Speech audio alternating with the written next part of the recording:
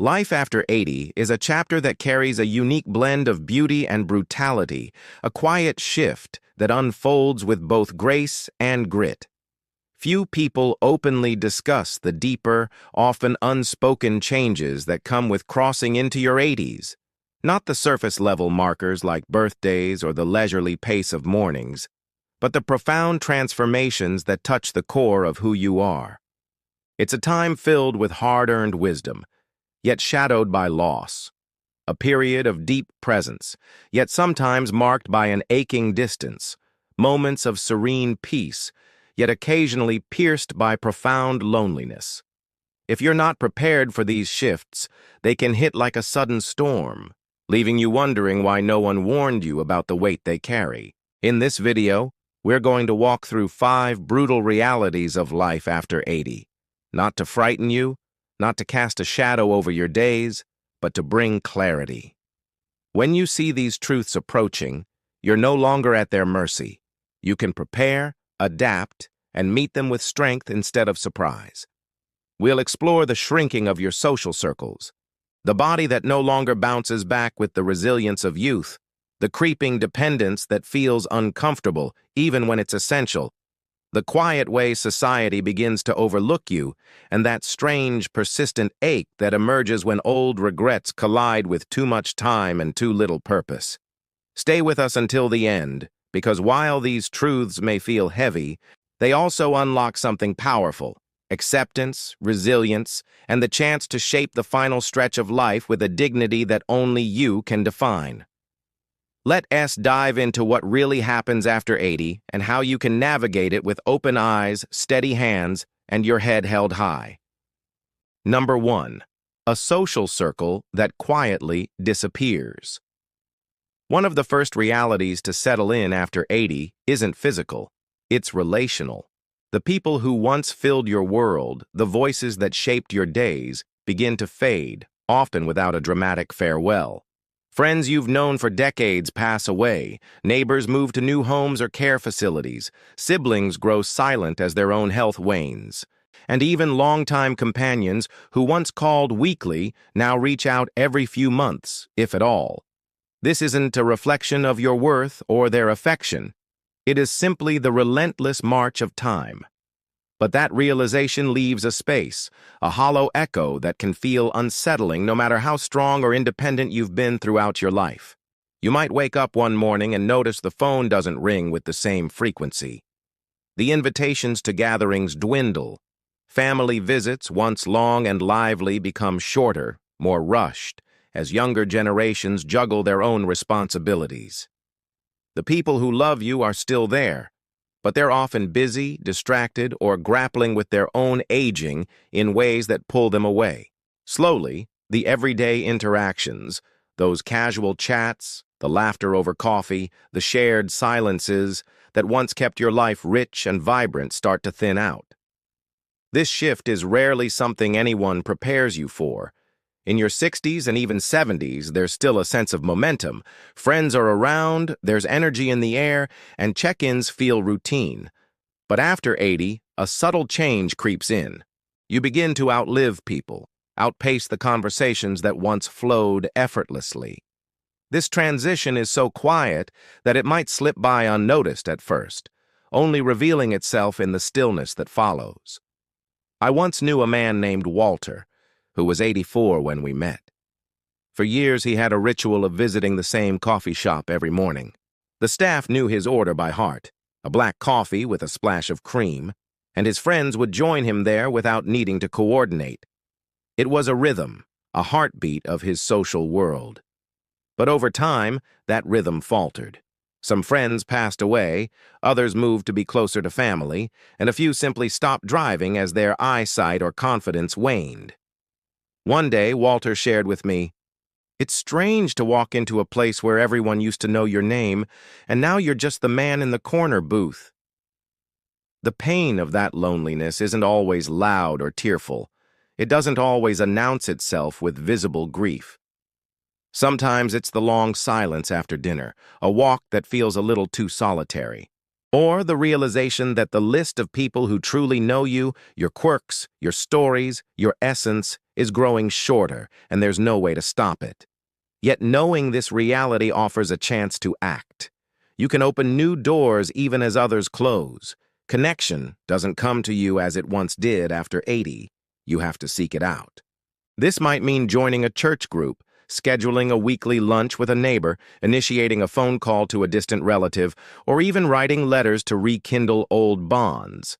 It takes courage to step into these new spaces, especially when the instinct might be to retreat into the comfort of familiarity. But you've made it this far, through wars, recessions, joys, and sorrows. You already carry that courage within you.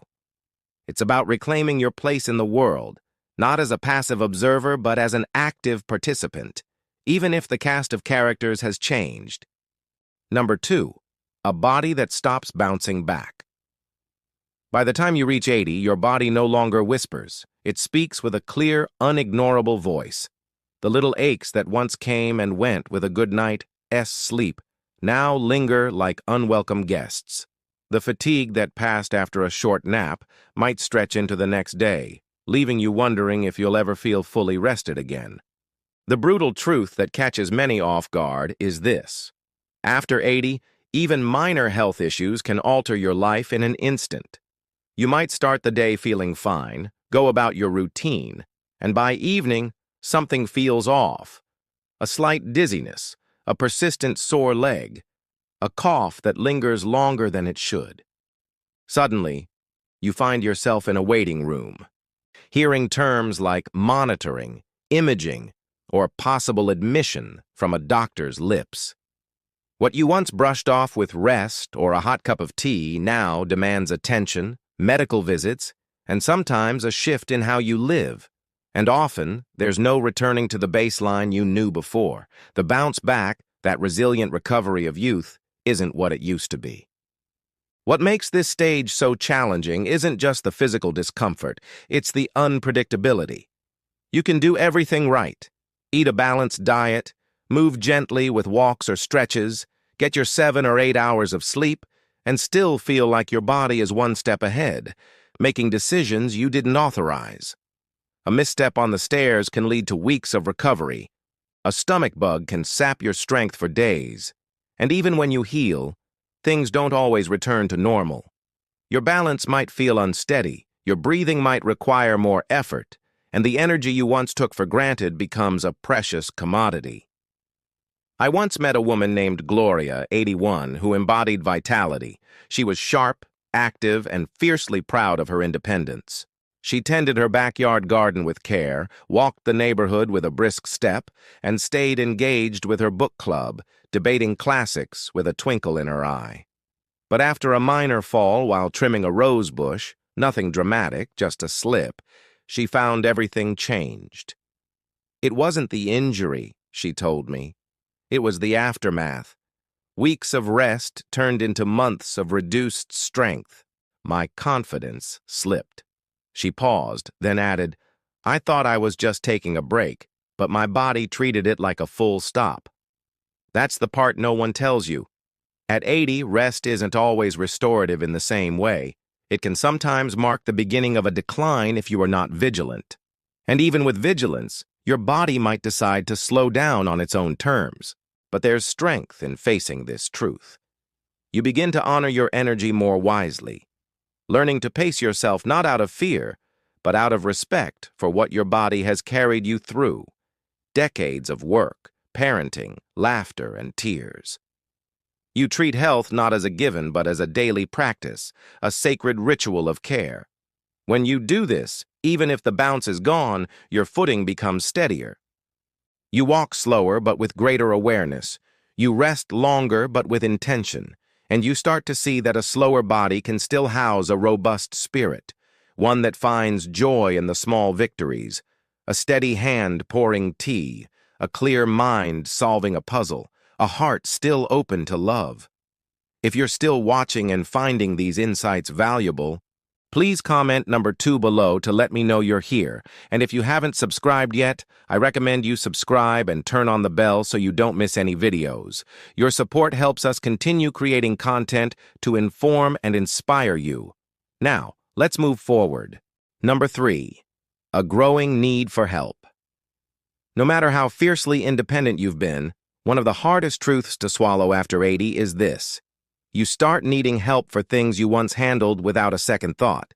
This shift doesn't crash in like a wave. It creeps in quietly, subtly, until one day it becomes undeniable. You might notice yourself avoiding the high cabinets, reaching instead for what's within easy grasp. You hold the railing a little tighter as you descend the stairs. You hesitate before getting behind the wheel on a rainy day, the windshield wipers suddenly seeming inadequate against the blur. And even though a part of you still feels capable, another part knows some tasks aren't as effortless as they once were. What makes this reality difficult isn't just the physical adjustment, it's the emotional toll. For those who've spent decades caring for others, raising children, supporting spouses, helping friends, the idea of becoming the one who needs assistance can feel deeply unsettling. You might start to see yourself as a burden, a shift from provider to dependent that clashes with your identity. In response, you might hide what you can't do, skipping the grocery trip, not mentioning to your kids that you tripped on the rug, attempting to change a light bulb despite a sore shoulder that's been nagging for weeks. The desire to stay independent doesn't fade. If anything, it grows stronger, a testament to the life you've built. But the truth is, independence after 80 looks different than it did at 60. It is not about doing everything solo anymore. It is about recognizing when to ask for help and finding the bravery to accept it. I knew a man named Eugene, 85, who embodied self-reliance. He had lived through a world war, raised 4 children with a steady hand, and built his own shed out back, using nothing but spare wood and sheer determination. But one winter, he slipped on his icy driveway. No broken bones, just a bruised pride and a lingering stiffness. He didn't tell anyone, determined to prove he could manage. But his daughter noticed a change. His gait was slower, his responses shorter. She started showing up once a week with groceries and stayed for coffee. At first, Eugene resisted. "I'm fine," he'd insist, his voice firm but his eyes betraying a flicker of doubt. But over time, that coffee became a ritual, a small anchor in his week. Eventually, he admitted something that surprised even him. It's nice, not having to carry everything alone. That's the shift. Accepting help isn't a surrender of independence, it's a way to protect it. When you allow someone to assist you up the stairs, drive you to the doctor, or carry that heavy bag, you're giving yourself more years to do what matters most. Spending time with loved ones, pursuing hobbies, simply being present. Not all help has to come from people either. It can be practical supports like a grab bar in the shower, a stool to sit on while cooking, or a reminder note on the fridge. These tools don't strip away your dignity. They preserve it, allowing you to maintain control over your life. After 80, the bravest words you might utter could be, "I could use a hand." Because the older you get, the more strength you show by choosing safety over pride, peace over struggle, and connection over isolation. This is a redefinition of strength, one that honors the journey you've traveled and the wisdom you've gained. Number 4, a presence the world starts to overlook. One of the more painful realities of life after 80 isn't it about your body or your memory. It's about your presence. Slowly, you begin to feel invisible, not to the family and friends who cherish you, but to the wider world. The cashier at the store looks past you to the person behind you in line, as if your turn doesn't matter. The doctor addresses your adult child instead of you, assuming you're too frail to understand. The server at a restaurant speaks louder than necessary or asks your companion what you'd like, presuming you can't hear or decide for yourself. It's subtle at first, a fleeting irritation. Then it becomes more frequent, a pattern that lands somewhere deep. Even if you try to brush it off with a laugh or a shrug, the sting remains. Because no matter how old we are, we still crave to be seen, to be acknowledged as the individuals we've always been. When you've lived a full life, worked hard, raised a family, weathered storms, made decisions that shaped your world, it is jarring to feel dismissed, simply because your skin has folded or your hair has turned silver. What hurts more is that this oversight is rarely intentional. It's a fast-paced world that forgets slow steps still carries stories, a society obsessed with youth that overlooks the strength it took to reach this age. And unless you assert yourself, you risk shrinking, not because you've lost your voice, but because others stop listening. I remember a woman named Irene, 86, who volunteered at a local museum, sharing her knowledge of history with visitors. One day, a young visitor asked a staff member a question about a decade she had lived through, a time she could describe with vivid detail. But the question skipped over her, as if her presence didn't hold the answer. When I asked how she felt, she smiled, a smile laced with sadness, and said, "I'm used to it."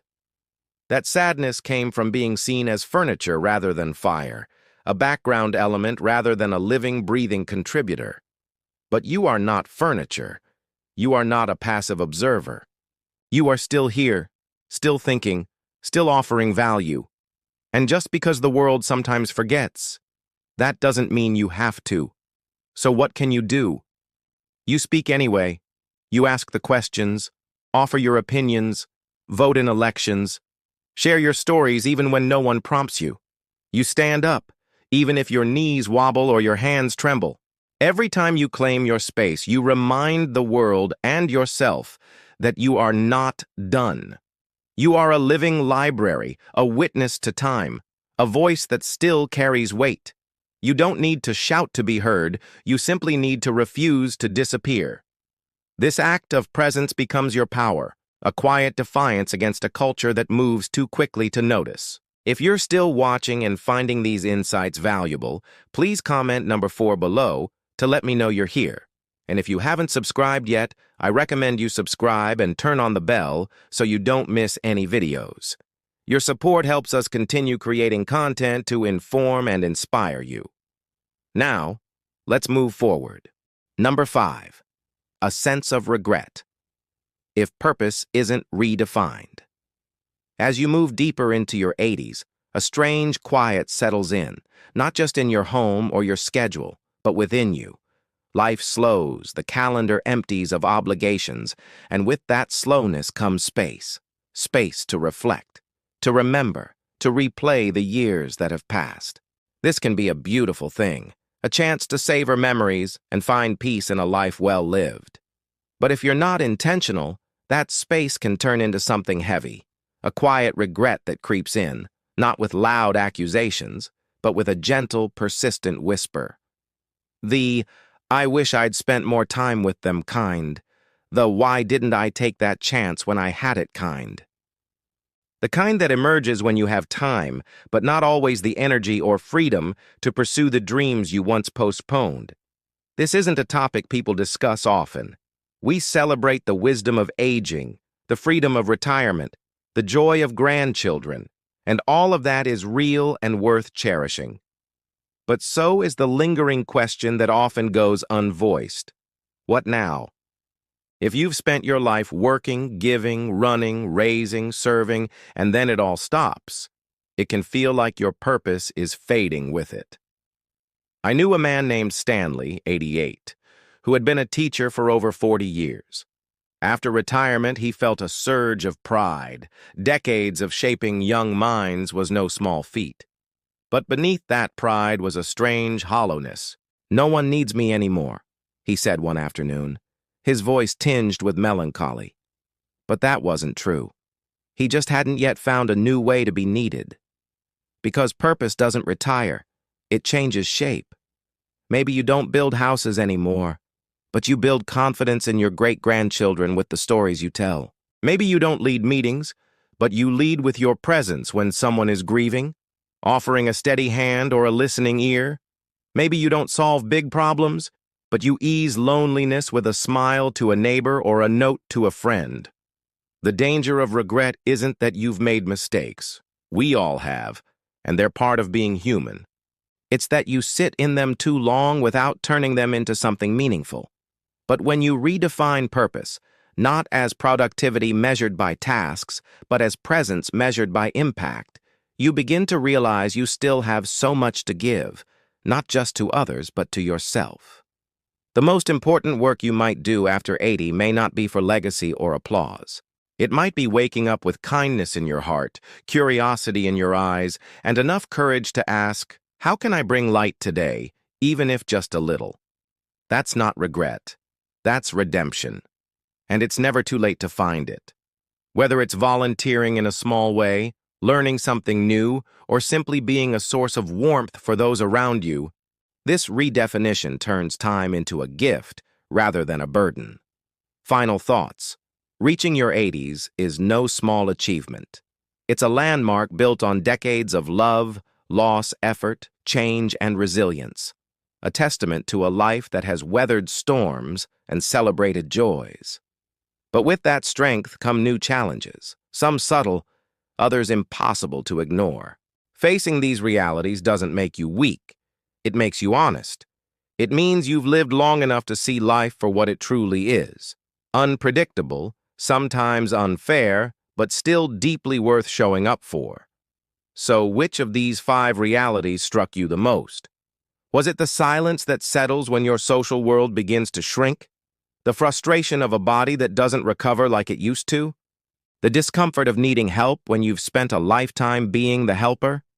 Perhaps it was the invisible feeling that creeps in when the world moves too fast to see you? Or the ache that grows when your purpose feels unclear?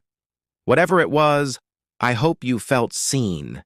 Because the truth is, you're not alone in any of this. Not in the slowing down, not in the forgetting, not in the questions that linger late at night or the moments that make you wonder what comes next. And here's the good news. Even now, even at this stage, you get to choose. You can choose connection, seeking out new relationships, or nurturing existing ones. You can choose rest, honoring your body's needs with grace. You can choose to ask for help, turning vulnerability into strength. You can choose to speak louder when someone overlooks you, and softer when someone needs your grace. You can choose to forgive yourself for what didn't happen, and honor yourself for what did. This chapter of life isn't the end. It's the deep part of the story, where every word carries weight, where small gestures mean more than grand ones ever did, where your presence, your patience, your perspective become your power. Thank you for joining us today. We'd love to hear from you. Leave a comment below and share one thing you learned today and how you plan to use it in your life. Your thoughts are important to us, so don't hesitate to share them. Reading your comments gives us great motivation and encouragement. If you enjoyed this video and found it helpful, please like, subscribe, and share. Your support helps us continue creating content to inform and inspire you. Thanks for watching, and we look forward to seeing you in the next video.